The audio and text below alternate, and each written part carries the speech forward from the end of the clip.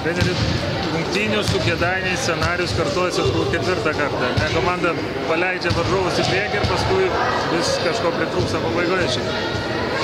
Nu, tai nepamirškim, kad tai yra gera komanda. Pirmas dalykas. Kad ten žaidžiam, šiandien žaidėm iš tikrųjų pradžioje sunkiai. Gal kaustė ta įtampa, kuri jau keletą varžybų mus išėlės su Kėdainiais, tas pradžios visas labai sunkios. Gal tas. Trenerė Egidijus Dimša lemiamų momentų pasirodė aikštelėje ir turbūt suvaidino ne patį menkiausią vaidmenį, ar ne šiandien?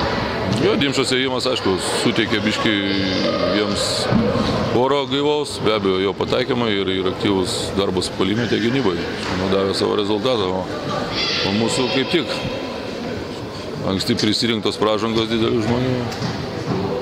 Treneri, komandos žaidimas subirėjo, 5. pražangą gavus Gintautui Matuliui.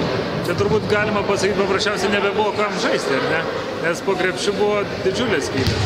Nu, tuo labiau, kad mūsų 2 ketvirti numeriai yra traumuoti ir negali žaisti, tai Gintas šiandien atliko, aišku, ne savo vaidmenį, bet jis tikrai neblogai atliko tiek, kiek jis sugeba, aš manau, aš džiaugiuosi darbu šiandien. Be abejo, tas pražangas gal buvo tokias, galėjo, aišku, kitų ir nebūti, galim taip sakyti. Pralaimėjus 3 taškais ir prametus 9 baudos metimus, turbūt būtent tai ir krenta į akį, ne iš karto.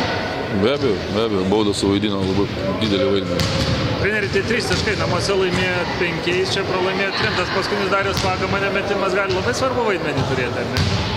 Ne čia reikia žiūrėti į ateitį, reikia stengtis išlošti visas likusias varžybas ir neskaičiuoti taškų, kokios yra.